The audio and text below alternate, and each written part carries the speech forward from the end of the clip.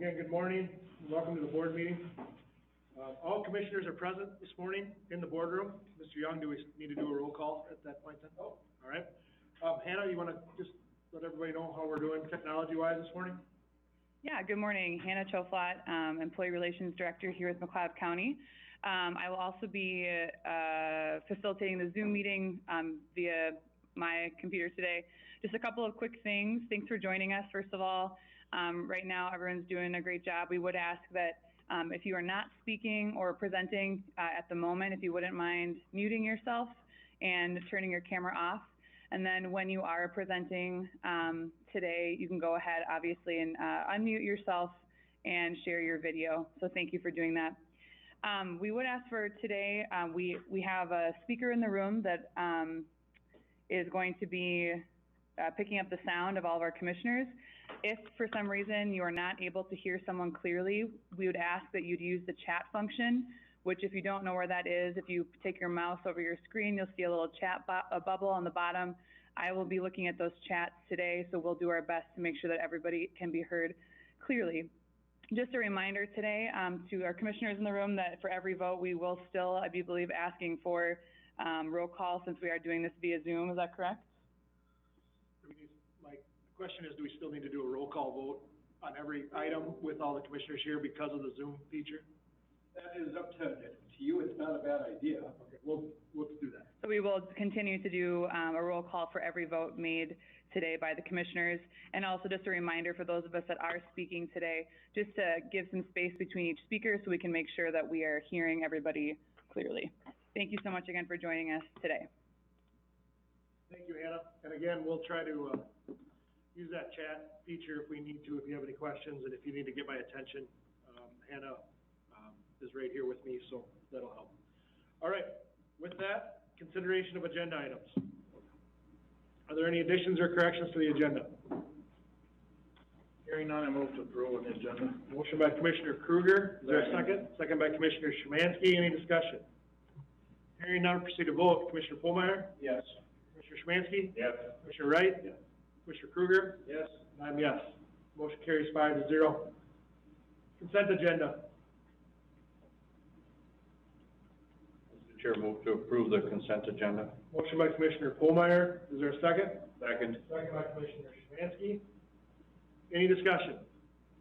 Hearing none, proceed to vote. Commissioner Pohlmeyer? Yes. Commissioner Szymanski? Yes. Commissioner Wright? Yes. Commissioner Kruger? Yes. And I'm yes. Motion carries 5-0. I have a couple of proclamations to read. The first is a proclamation regarding Mental Health Awareness Month. Mental health is essential to everyone's overall health and well-being.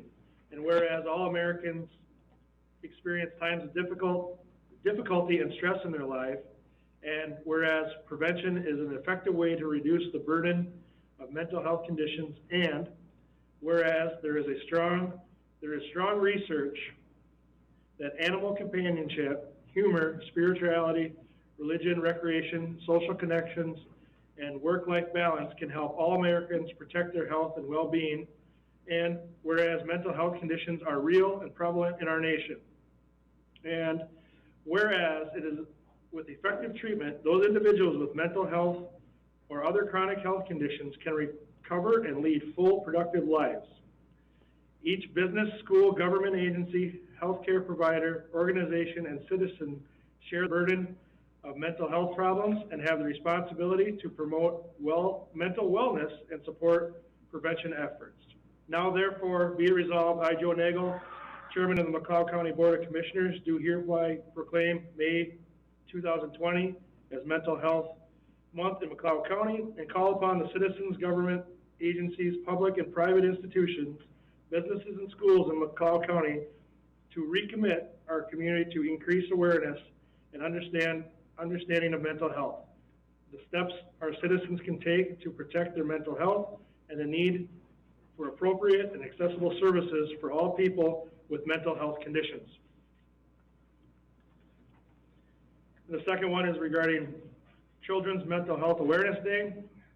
Whereas addressing the complex mental health needs for children, youth, and families today is fundamental to the future of McLeod County, and the need for comprehensive condition coordinated mental health services for children, youth, young adults, and families places upon our community a critical responsibility, and it is appropriate that a day should be set apart for each of the direction of our thoughts towards our children's mental health and well-being. And PAC for Families Collaborative, through its unique approach to serving children, youth, and young adults with mental health and substance abuse disorders, is effectively caring for the mental health needs of our children, youth, young adults, and their families in our community.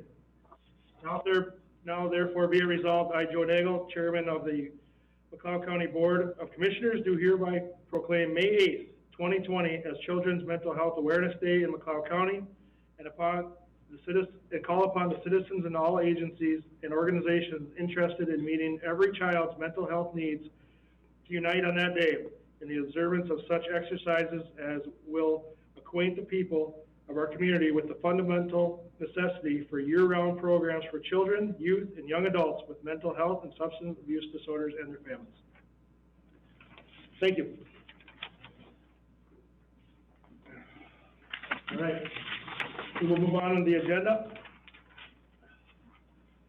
We have our public health COVID-19 update.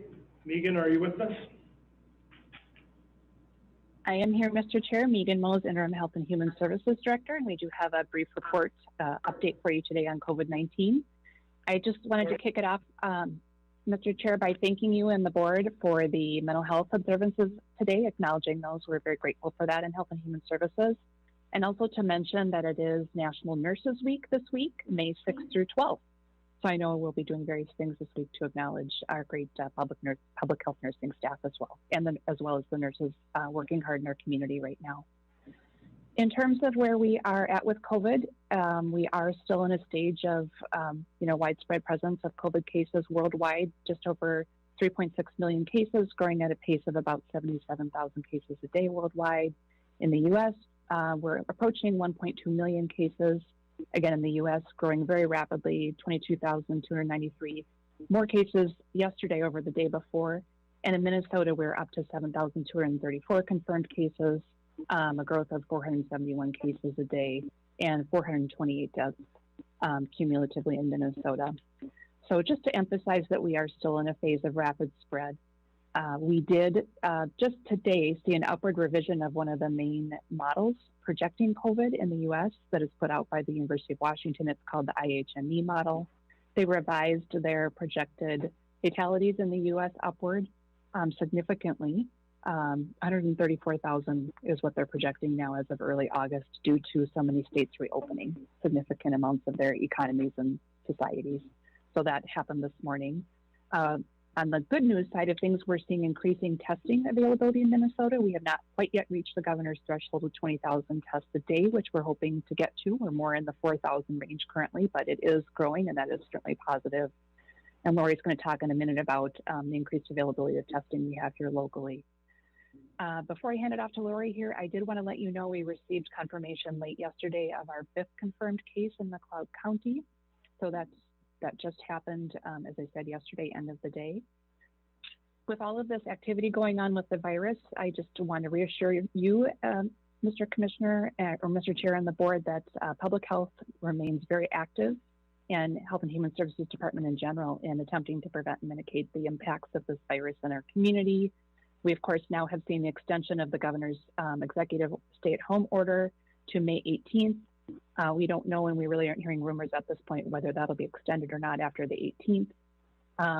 We are seeing, obviously at this point after the May 4th new executive order, some more people return to the workforce, and that's certainly reflected on our roads. We're seeing more traffic, and glad more people are able to return to their jobs, and hopefully they'll experience some economic relief from doing that.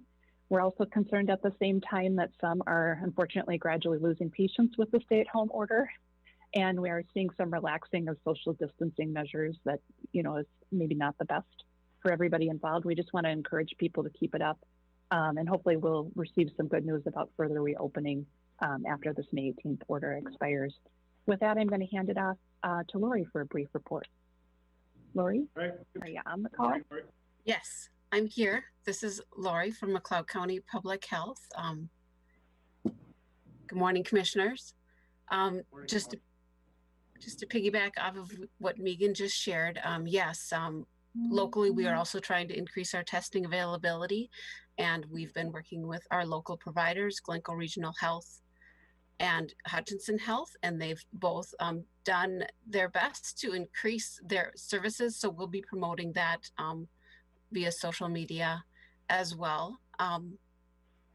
So we're working on that. Other things we've been currently doing is we're working with our local dental offices, discussions with them to find out what personal protective equipment that they need to safely reopen. So those discussions are currently happening. And as Megan said, we're doing our best to encourage everyone to wear a mask in public and to continue to wash their hands, stay at home when they're sick, maintain social distance, and work from home when able. Additional things that we're working on is we are currently continuing to plan with our long-term care congregate living facilities and are no longer focused on if they're going to be affected. We know that they will be affected, and so we're planning for worst case scenarios there to make sure that we can meet the needs of the residents of those facilities. At this time, case investigation for positive COVID cases continues to be completed by the Minnesota Department of Health. However, a discussion remains ongoing regarding how local public health can best complement Minnesota Department of Health's data collection. For example, completing the daily follow-up calls to individuals in isolation or quarantine. So there will be additional meetings occurring at the end of the day today and for the next few weeks for us to figure out how to do that. And at this time, McLeod County Public Health continued daily surveillance of local, regional, and statewide COVID occurrence and severity. All right, I'm going to turn it back to Megan. In closing, we just want to reemphasize there is greater local availability of testing now for people who are symptomatic. So people, if they are experiencing symptoms, they do need to call ahead, but we do have availability now of drive-through testing, but it is by appointment. So please, if folks would call ahead to their provider and let them know they're coming. And just again, can't be said enough times, please maintain that social distancing, wearing masks in public and hand washing, and stay home as much as possible. And we'll get through this together. I think that's all we have for today, Mr. Chair. All right, thank you, Megan. Lori, commissioners, do you have any questions? I have one for either Commissioner or Lori. The data every day, the number increases of positives that are found, and that data is very important. But the one that I'm looking for is what is the ratio of positive and negative tests that are taken? The more you test, the more you're going to find. And so is there data out there that as the days go on, there's 5% or 10% of the tests taken are positive versus negatives? Is that data out there? Because I'm not finding it at all. And to me, that's an important indicator, that ratio. So is that available anywhere? Well, Mr. Chair and Commissioner, it is. I don't have it at my hands right at this moment, but I'd be happy to look at it and get back to you about that. I think it's a really important point you're raising, though. The more we look for it, the more we're going to find it. And we do certainly anticipate we're going to see more positive cases now coming forward in Minnesota. It doesn't mean it's necessarily the virus is necessarily growing here right now, but obviously, as you're pointing out, the more testing we do, the more cases we're going to find. So we are going to see those numbers go up. But I certainly can follow up with you about the overall rate of positives and negatives of testing if you would like. We can do that offline. All right, thank you. Okay, thanks. Any other questions? Mr. Chair. Commissioner Kruger? I'd just like to echo that same thing. I actually watch it very closely. First of all, I'd just like to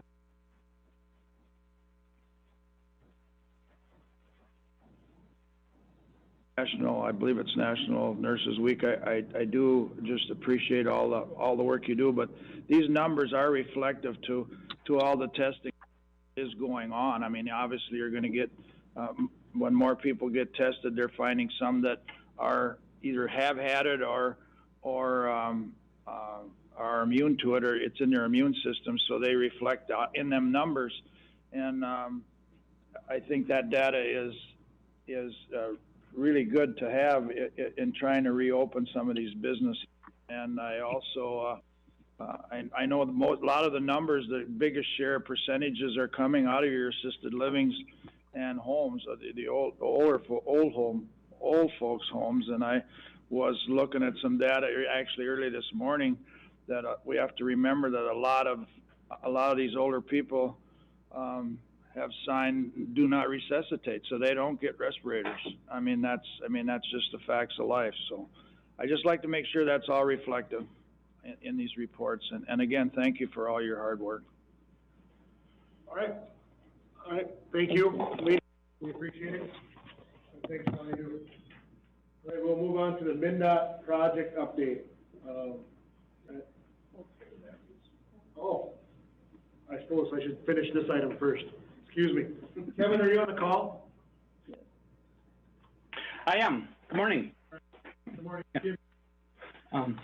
Don't have a whole lot to brief you, but I have a couple points to bring out. So obviously with the collaboration that's going on, we're planning for the worst and hoping for the best, of course, but we're doing a lot of planning now with our homeless populations and getting a plan and procedures and guidance in place so that if we get to that point or when we get to that point, we have something ready to go. So we're in the process of working collaboratively with our local public health, of course, the Southwest Minnesota Housing Partnership, Meeker McLeod Sibley Community Health Services, and also the United Community Action Partnership. So those are great people that we're bringing together to work on guidance and plans so that, and especially with our migrant workers coming up soon, we're concerned about their health and well-being, and we have to kind of have a plan in place. So if there is an outbreak like some of these other plants, that we kind of forward thinking and getting stuff ready to go. So that is continuing, has been going for a couple weeks.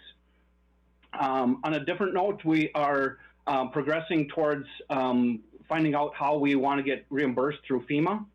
So this is a federal disaster declaration. So we do have applicants briefings that are going to be scheduled this week in Minnesota. Those are going to probably be kicking off next week by region, and that's going to be like a WebEx meeting, so it's going to be virtual. We don't have to get together. So that is going to be continuing. That's going to be our first step into seeking reimbursement for our expenses to this point. So another thing that we're finding out is we got extra grant for emergency management. So it's our emergency management performance grant specific to COVID expenses. And McLeod County is receiving $7,051.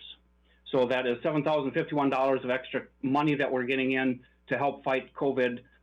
So we can use that for equipment planning expenses, and that's something that I'm continuing to work on as far as how we can best use that money. So that is all I have for today. Any questions for Kevin, commissioners? All right, Sheila, go ahead. Anything on your end? I don't have a lot to add. We know that the executive orders were updated for the stay-home, and then part of the executive orders accommodated the same with our public-facing services and our employees that have been working from home. And we are currently working on some plans with Auditor Treasurer Connie Kurtzweg to assure that we're following the Department of Public Safety's requirements for reopening some of those services and other departments as well. I don't really have any more to update. Thank you. Anything for Sheila?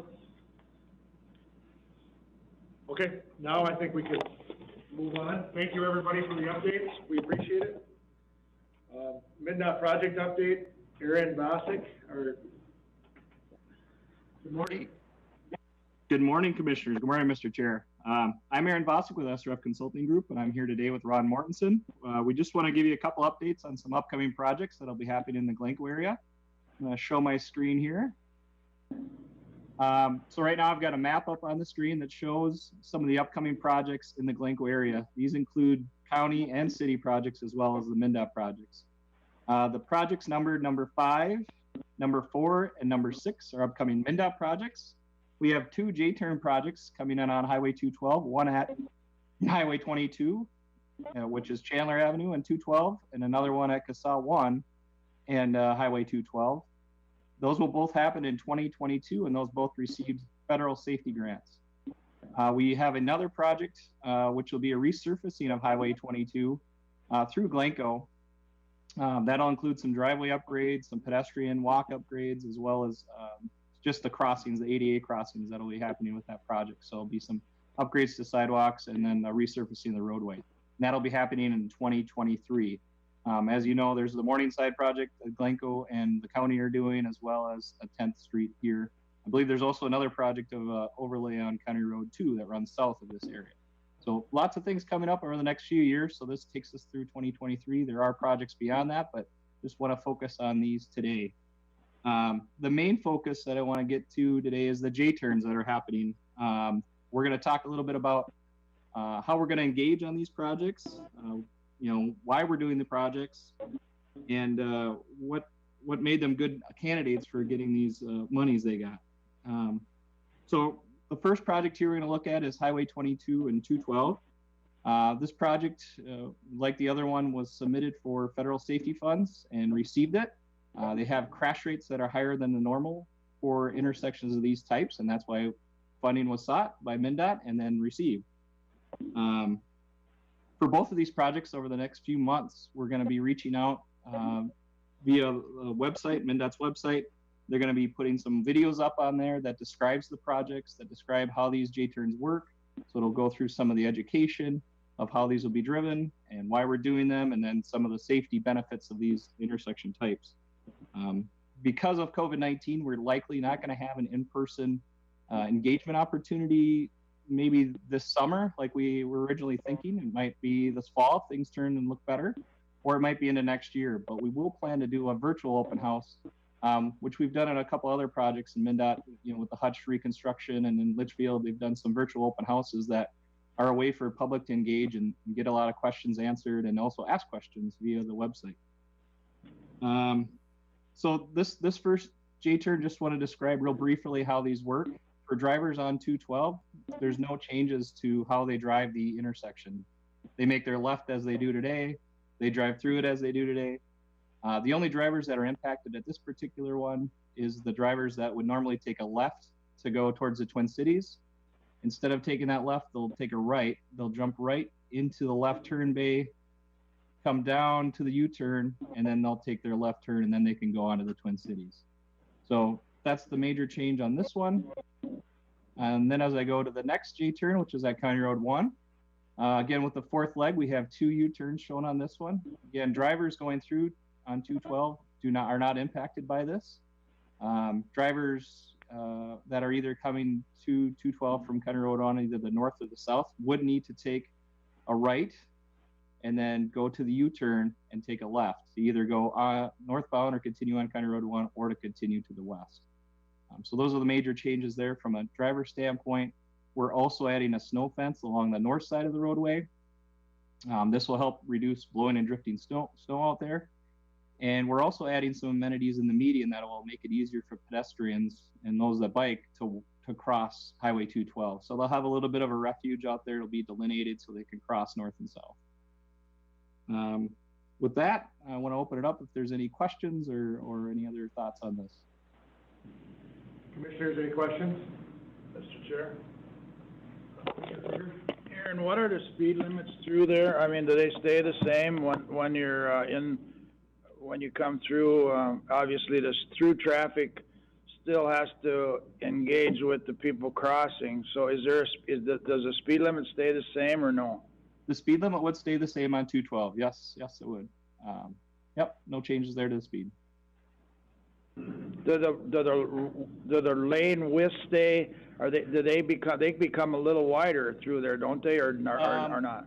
The through lanes remain as 12-foot lanes, so those won't change. One thing I forgot to mention is in both of these, there is additional width on those turn lanes to accommodate large trucks and farm vehicles. So, if a tractor's coming through or a combine, they will cross as any other traffic would, and then there's additional width on those turn lanes, so they stay in those turn lanes, so they don't impact those through movements. And then as you get to the U-turns, if you're a large truck as well, those are designed a little bit wider so that your wheel pass will stay on the pavement the entire turn move. So with that, we don't need to expand the lanes on the through movement because we're allowing more width on the lanes that they're going to be turning onto.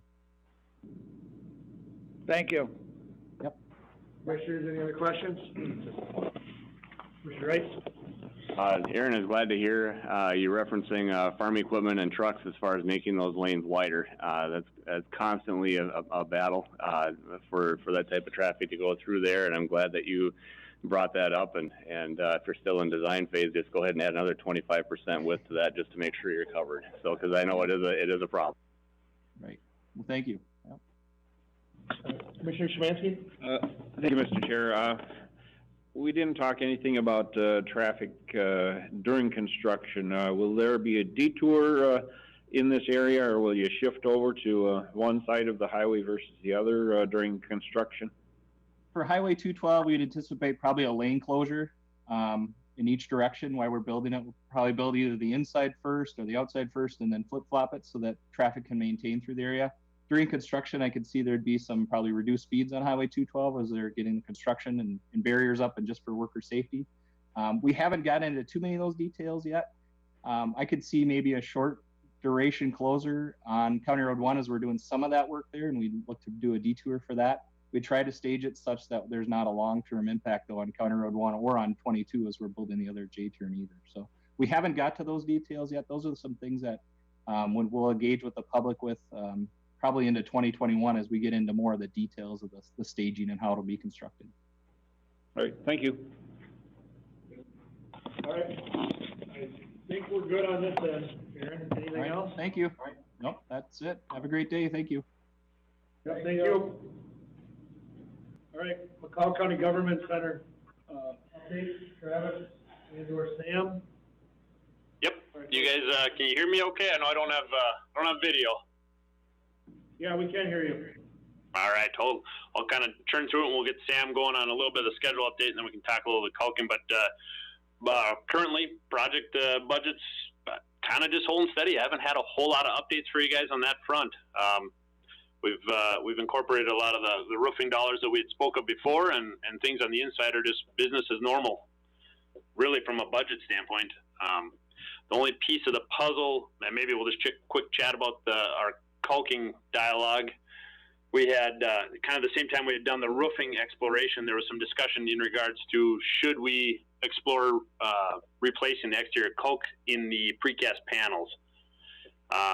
Sam brought in a couple of different contractors, got a few different quotes on it, various opinions. So it took us a little bit to vet this one out and what's the correct answer. Settled on a quote from Sunrise Specialties to do this removal and replacement of the exterior precast caulk joints. So one thing that we are looking to move forward with or approval on would be to bless these guys in doing this work. It's one of those, kind of like the roof where, is it in okay shape now? Yes. Is it something that would need some replacement down the road? Yes. So kind of what the theory was like the roof, and I hate to keep comparing to that, but if now's the time to do it, it would make sense to just kind of get that tidied up all in one shot. Dollars would flow out of the contingency line for this fund or for this piece of the puzzle, and we'd get those guys on board. Okay, do we have any questions for Travis? Regarding this? Huh? What dollar amount? It's in the agenda, $19,500. And that's for the full removal and reinstallation of the caulking, all the way around the perimeter of the building and all those large panels. Sheila, go ahead. Just to make sure we're telling the story completely here, Travis, can you elaborate a little bit? When we were looking at the options for recaulking, and my understanding was that this is needed, that we also reviewed some options that were in excess of $40,000. So we did vet out the process and look for a cost-effective option, correct? Absolutely. Sorry, Sheila, you're spot on. Thank you. It very much we could get it. You could get by, but it does need. There is some stuff that needs help, and so yes, we found this to be the most cost-effective solution. Thank you. Thank you. Commissioner Szymanski? Yeah, thank you. I'm just reading the text here in our board agenda, and it says the France and Deco, the painters will go over the building and clean it, and then it says paint the precast panels as indicated. and then they would follow up and, remove the old caulk and replace it with a silicone caulk. Will that interfere with the finished product of the painting that's going on in the building? Great question, because that was the spot on kind of our dialogue. We had various feedback from some of the different caulkers we reached out to. Some pressed, maybe going with more of a urethane type caulk, which would allow a paint over it. We had a little concern initially that, if we did a silicone, can we get the colors to match correctly? After vetting it out with France and Decorating, kind of the painters we have currently under contract who will be doing the exterior cleaning of the building and painting and kind of bringing back get rid of that checkered look. The settled on discussion was the silicone would be a longer lasting, more durable, but something you can't paint. But considering the grays and the black hues that we're using in the building, they were confident between France and in dialogue with Sunrise that we can get a match on that caulking. So then the discussion turned to more of let's focus on a silicone, which would be a better product as long as we feel we can get the match. So you're right, a little bit of a narrative on how we probably got to that is what Sheila and Liz put in there. All right, thank you. Yep. Any other questions? The board wishes to proceed. Good morning, guys. And we're gonna, Give you a little. I think we're gonna take, Sam, just hold on for a second. We're gonna address this cost here quick, and then we'll look for your update, okay? Okay, sounds good. Yes, my question is the 19.5 that we're looking at, this is part of our, contingency fund that we had on the building. It's not, throwing the building too far out of line for cost-wise? Correct. That's the way I understand it? Yep. I think on certain dollar values, we like to bring it to the board to make sure you guys are comfortable. But yes, this dollar will be spent out of the contingency line, which is already a part of the budget. So no impact to the budget beyond what was already budgeted. Okay. Thank you. Yep. Questions? What's the pleasure of the board? Mr. Chair. I move to approve the contract with Sunrise Specialty Contracting for the caulking of the new government center. Motion by Commissioner Szymanski, is there a second? I'll second. Second by Commissioner Kruger. Any discussion? Hearing none, proceed to vote. Commissioner Polmeyer? Yes. Commissioner Szymanski? Yes. Commissioner Wright? Yes. Commissioner Kruger? Yes. Commissioner Nagel is yes. Motion carries 5-0. Thank you. Yes, okay, thank you, guys. Sam. Yep. All right, Sam. Thanks for your patience. No, sorry for interrupting. I'll give you a little update on the schedule here. We're currently right on schedule. First floor sheetrocking is wrapping up this week. Second floor is going to begin next week. Painting is scheduled to begin sometime in June. Got the new skylight. I don't know if you've driven by. You can see the new skylight was installed. It's real nice. Red standing seam roof panels will be removed this week. Windows are going to be installed by the end of May. And exterior improvements are scheduled to begin next week. Anybody have any questions on schedule? Gentlemen, any questions? Sheila, anything? Mr. Chair. Commissioner Kruger? Yeah, thanks, Sam, for moving along there through this pandemic. You seem to be making headways there. I just want to caution you guys before you go home at night. I got a number of calls last night for all the styrofoam blowing off the roof. And I actually seen it myself when I came through. And I would just appreciate you guys before you go home. You've been real good with us. You've worked well with us, and you've always addressed it. But being the number of calls I got, I'm just bringing it up today that we check the work site before you go home. So thank you. Yep. I got on that right away this morning at the roofers to get all that styrofoam picked up. So. Yeah, thanks. I mean, it was a good thing the wind went down last night because it's just like feathers blowing around. So. Right. Thanks. All right. Anything else? Looks like we're good on this end, gentlemen. All right, Thank you. All right, if I'm tracking right, we're at court services with Susan. Are you on the call, Susan, or on the meeting? I am here, Commissioner, and the board. All right, go ahead. I'm going to start off with the summary, and I believe that you all have the summary sheet.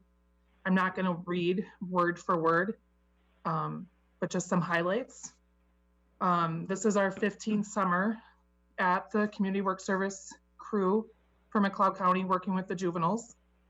The timeline that I reported on was September 2018 to August 2019.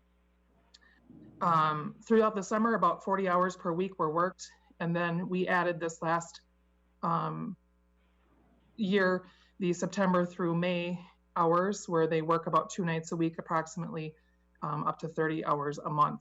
That has went really well and helped us to upkeep a couple county buildings, including environmental services in Hutchinson, as well as the fairgrounds. We had 51 total juveniles participate during this time frame, 32 male and 19 female. And of course, those are ages 12 to 18. We have worked off over $2,608 in restitution that has been paid back to victims of crimes that those kids have committed, and given back and restored those victims in full. Over 1,800 hours were completed during this time, and I just calculated at a rate of $10 an hour, that would be over $18,000 of labor costs that have been saved through this program. The Community Work Service is funded and supported by adult supervision fees through our office in full. So there is no cost to the county at all for this full-time Community Work Service crew leader, as well as all of the juveniles performing the Community Work Service at no cost. And then, of course, I listed off the different tasks that they perform during their time in volunteering. Are there any questions in regards to that summary? Doesn't look like it on this end. Okay, then I'm going to move on to my request. Susan, if that's... Susan, Commissioner Szymanski has a question. Yeah, Mr. Chair, thank you, Susan, for the update. The only question I have is you have the juvenile work crew on hand for you. I presume that they're coming from county-wide communities. Do they have their own transportation to get to the work sites, or do you have a method of transporting the youth to the projects? We don't transport them. Several of them have their own driver's licenses, so they drive themselves to these locations. We don't change locations throughout the day so that we're not liable for those juveniles going from one site to the next. Once they're there, they stay there. If there's transportation struggles in a family, I do have resources where I'm able to help them with Trailblazer tokens or other forms of transportation in the community that can get them there if that's an issue for those families. All right, thank you. You're welcome. I'm going to go on if it's okay. Go ahead. Sorry, I just... Susan, it's kind of hard because you don't have the video up here, but just a second. Sheila has a question or a statement for you. I just want to note that while we were reviewing this agenda item, at the fairgrounds right now, all of the past plants that were there have been removed. So that soil is ready to be planted.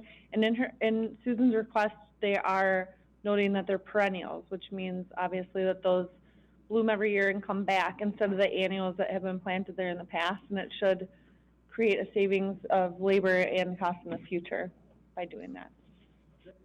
Thank you for that. Susan, you can go ahead with your request now. Okay, thank you, Commissioner. As Sheila noted, we have been prepping a couple areas that have been a little overgrown and old, especially at the fronts of these entrances of the 2 locations where juveniles are doing the community work service. The first one is at the fairgrounds, and as you turn in off of Century Avenue into the fairgrounds, there's 2 very long oval-shaped cement medians with dirt in the middle. Those old perennials were all removed.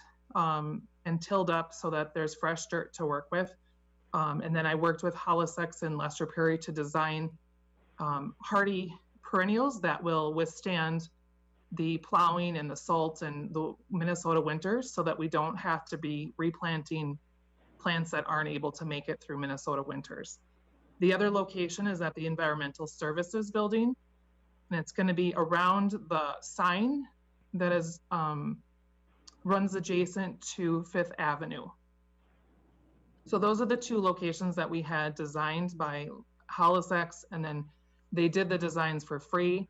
They are giving us, the bid is for plants at cost and substantially lower than what we would have paid buying them directly from a greenhouse. They also donate thousands of dollars of annuals every year for the juveniles to plant in addition to these perennials. All right, any questions for Susan on this request? Seems like a good investment to me. Mr. Chair, Mr. Pohlmeier? I would recommend we, go ahead with the request and, get the perennials purchased from Holisex Garden Center. I believe, looks like the number is, $1,794.50. You recommend, is that a motion? That is a motion, thank you. Motion by Commissioner Pohlmeier, is there a second? Second by, Second by Commissioner Szymanski. Any discussion? Hearing none, proceed to vote. Commissioner Pohlmeier? Yes. Commissioner Szymanski? Yes. Commissioner Wright? Yes. Commissioner Kruger? Yes. And I'm yes. Motion carries 5-0. Thank you, Susan. Anything else for us? No, thank you. All right, perfect. All right, moving on in the agenda, we're at Public Works. Good morning, John. Good morning. First item we have for you is to consider hiring Braun Intertech out of St. Cloud, Minnesota to do construction materials testing on our state aid project 43-6-11-13. That's the bridge replacement project on County Road 11. The estimated fee for that is $12,207, and that is in our construction budget for that. The hourly testing rates, or the test rates, I should say, are based on hourly rates, equipment fees, similar to other projects we've had with Braun. Again, that project is funded with state aid funds and state bridge bond funds. That is one of the projects we previously hired Erickson Engineering to do the construction oversight. They are going to do some of the field testing on site, but we do have to do other tests, have to send them to MnDOT lab and so forth, and that's what this will cover. Right, any questions for John? Mr. Chair, move to approve the hiring Braun Intertech on this project. Motion by Commissioner Pohlmeier, is there a second? Second. Second by Commissioner Szymanski. Any discussion? I will add that project is beginning on Monday. The road will close Monday and the job will start Monday the 11th. Thank you for that. I'll call the vote. Commissioner Pohlmeier? Yes. Commissioner Szymanski? Yes. Commissioner Wright? Yes. Commissioner Kruger? Yes. Commissioner Nagel is yes. Motion carries 5-0. Okay, item B is to consider approval of Minnesota Department of Transportation Local Road Improvement Grant 103-6317 and the corresponding resolution for that. That is the agreement that's required by the state in order to receive grant funds. This is for the Morningside project, SAP 43615013. As you recall, that project did receive $2,350,000 in local road improvement grant funds.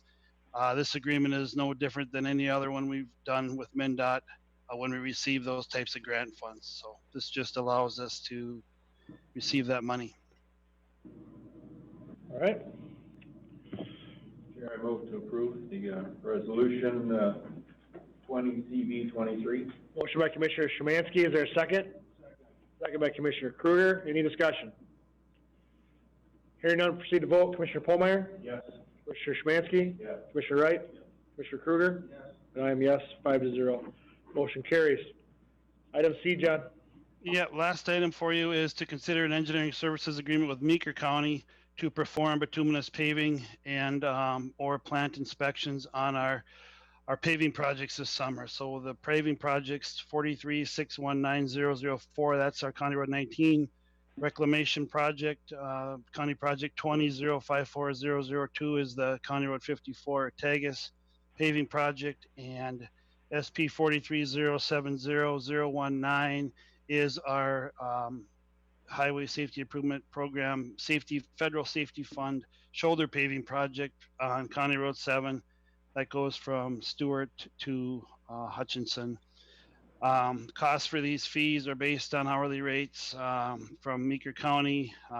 Looking at the hours, we currently don't have staff to perform these plant inspections or partially some of the on-site road inspections with some of their senior staff. But looking at the fees and the hours needed, I'm estimating between $2,000 to $6,000 for that work with Meeker County. All right. Any questions? Motion by Commissioner Wright. Is there a second? Second by Commissioner Polmeyer. Any discussion? Hearing none, proceed to vote. Commissioner Polmeyer? Yes. Commissioner Szymanski? Yes. Commissioner Wright? Commissioner Kruger? Yes. Commissioner Nagel is yes. Motion carries 5-0. John, not to overreact to an email that you and I got yesterday, but where can people find like updates on projects and things other than press releases? Is there a website out there? How can we help better inform some people, or at least direct them where they can go? Yeah, I think probably the most lively information will be on social media on our Facebook page, or we are working on updating the website now. There is some outdated information on there, and we apologize for that. It should have been updated sooner, but either way, we got back to that individual, and I talked with the contractor as well, and they're certainly going to keep an eye on that development for access. I don't think the project will be, the access won't be as bad as what was mentioned from other projects in the past with MnDOT projects, but either way, we'll address it with them. Okay, and I appreciate that. So, yes, Sheila. Todd, too, there is a way on our website to reference your social media updates so that you don't have to duplicate your work. So we could work with you in IT as well to get a scroll running on there that tells what you're updating on social media as well. Sure, that'd be great. Okay, thank you. All right, Mr. Chair.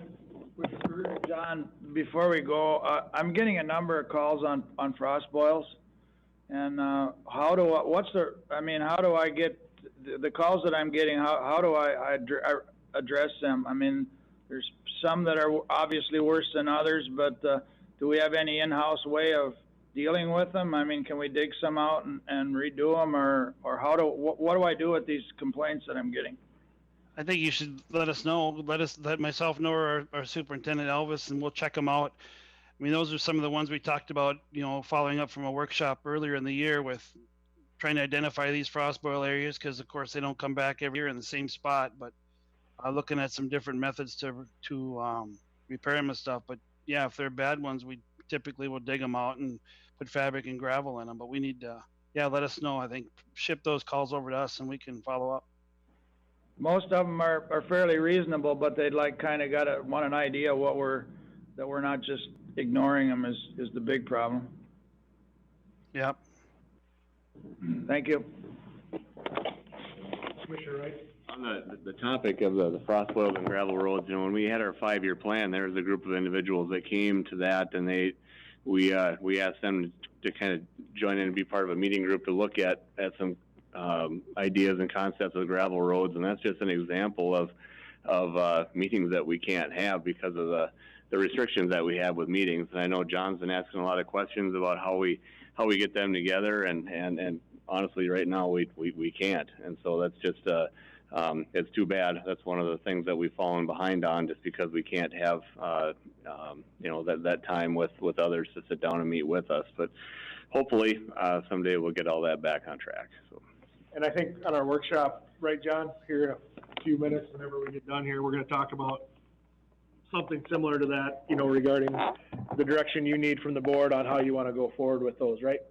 Yeah, and we could circle back on the frost boil issue too. And I did follow up with that group in an email a couple weeks ago and we haven't heard nothing back either as far as, do they have examples of these frost boils now that they're showing up?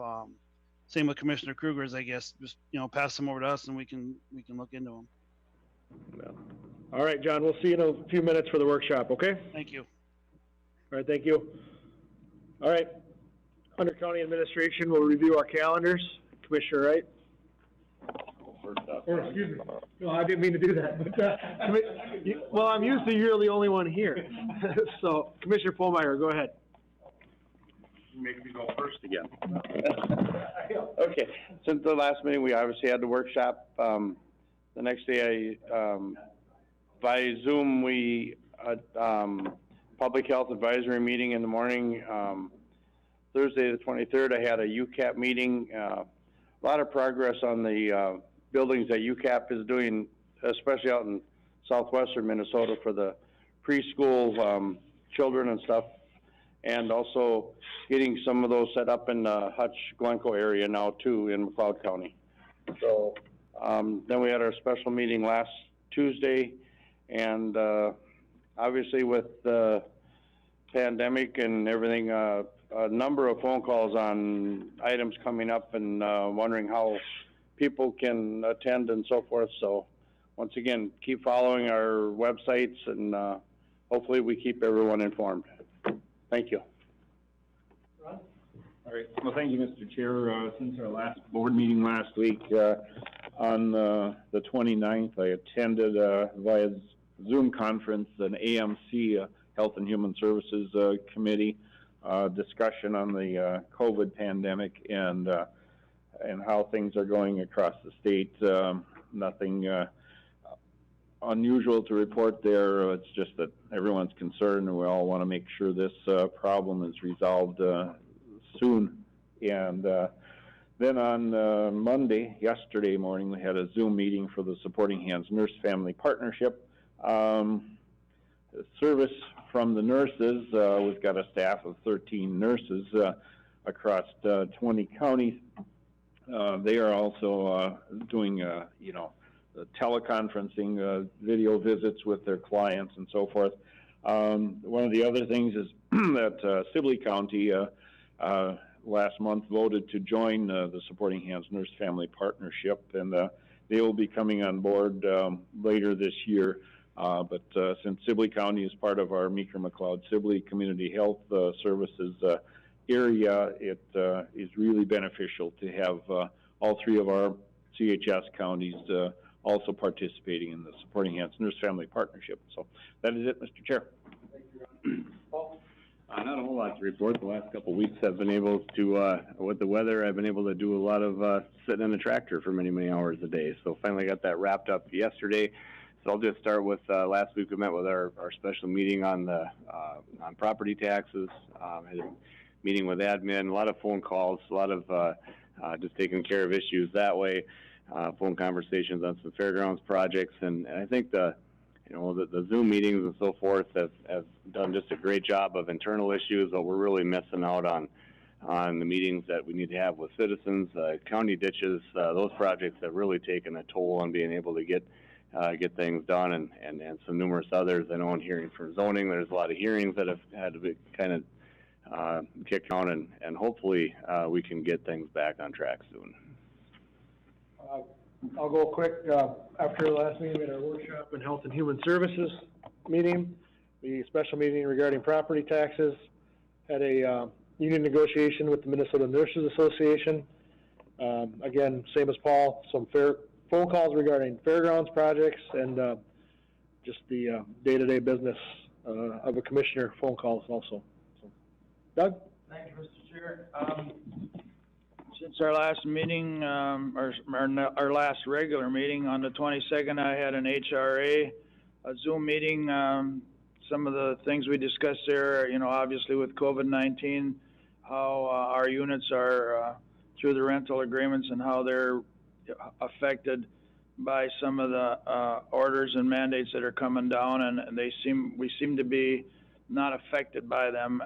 There's obviously not being able to get together. It's really hard to really dig down into it, but right now it's looking all right. I also had on the 22nd a Mid-Minnesota Development corporation meeting. We have a new director there, and I have to apologize. I had his name written down, and again, I haven't met him because of all this. He's worked with Mid-Minnesota before, seems to be a well-qualified individual. Some of the things we did talk about there is moving into a more visible and easier to set up our offices in the building there. We're looking at that. 28th was our special meeting with our property taxes, and a lot of my other time was done with, we're working on the tile up at Social Services on the north end of town on Ford Avenue there. That's in progress. I believe we got another good day. There's a lot of utilities to work around, a lot of hand digging.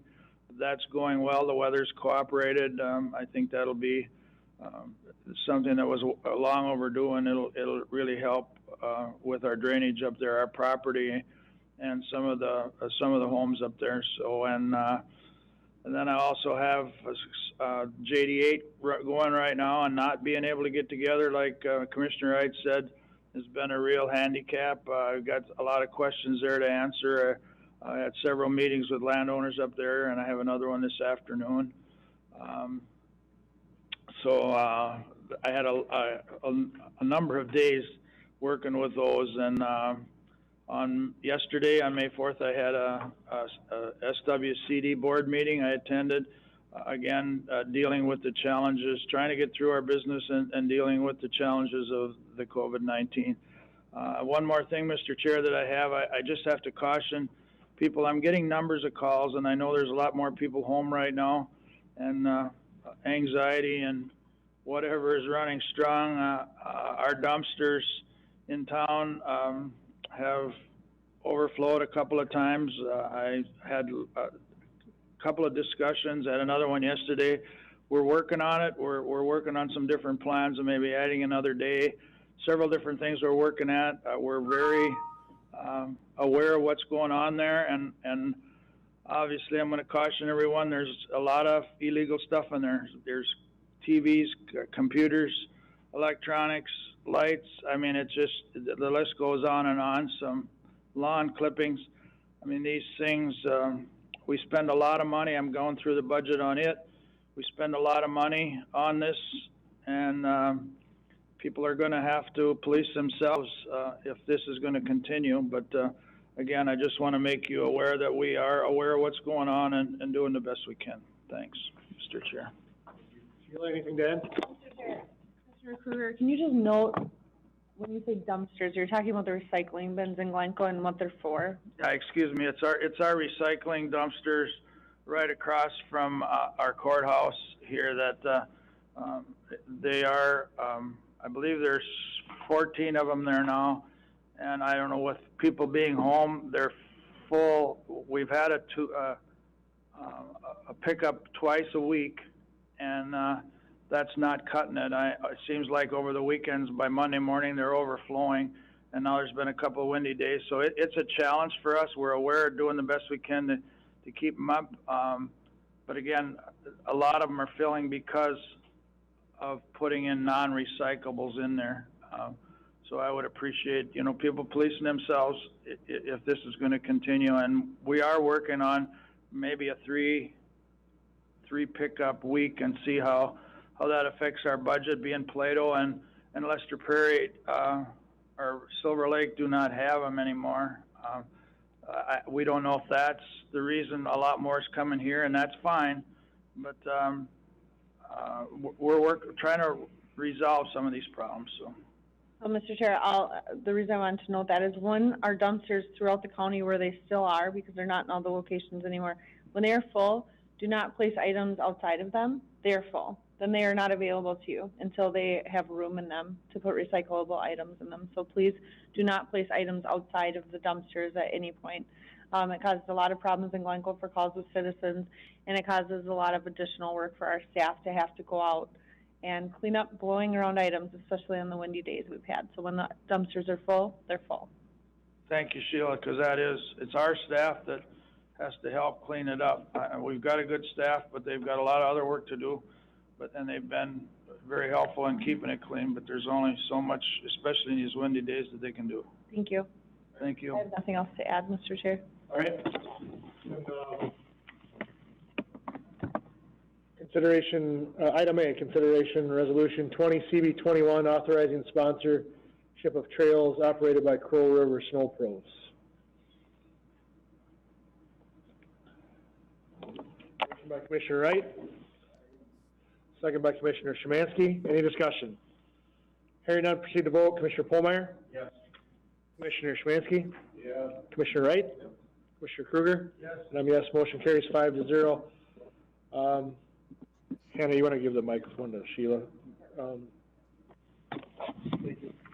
Item B, Sheila? Thank you.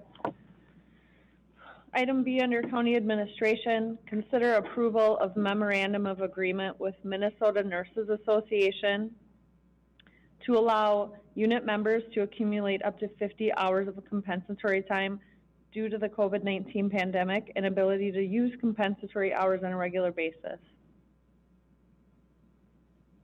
Any questions for Sheila?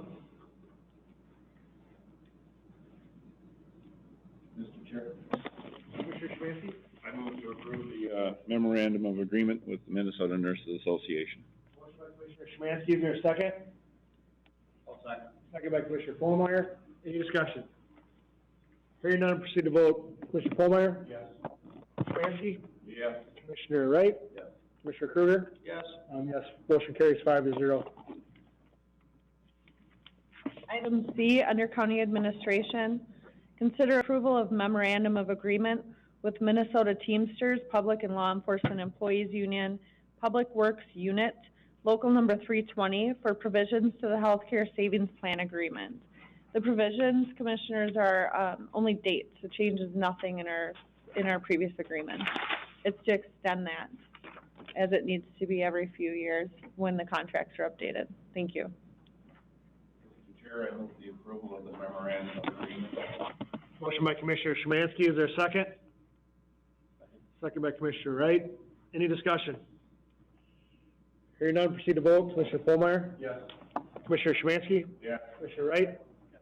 Commissioner Kruger? Yes. Yes, motion carries 5-0. Item D? Okay, since I have the microphone, notification of board workshop to be held May 19th, 2020, following the board meeting.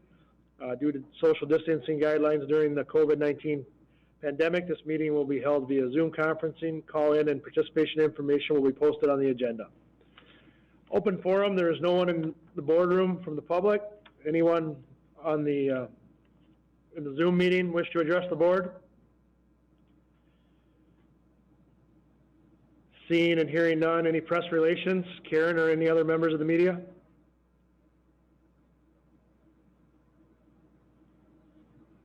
Okay. Looking for a motion to recess to our next board meeting, which will be held May 19th at 9 a.m. in the McLeod County Courthouse boardroom and via Zoom conferencing. Due to social distancing guidelines related to COVID-19 pandemic, attendance via Zoom conferencing is encouraged. However, in-person attendance is allowed. The Zoom call-in and participation information will be available on the agenda, and the meeting will be broadcast on HCBN for those who wish to participate from a distance. Zoom is a video and phone conferencing platform provider. There will be a chat function within the Zoom call. If you are participating using your computer or tablet, for members of the public to participate in the open forum. I move to recess till May 19th. Motion by Commissioner Kruger. Second by Commissioner Szymanski. And just a note, our workshop will start at 10:30. Any discussion? Hearing none, proceed to vote. Commissioner Polmeyer? Yes. Commissioner Szymanski? Yes. Commissioner Wright? Yes. Commissioner Kruger? Yes. And I vote yes too. Thank you, everybody.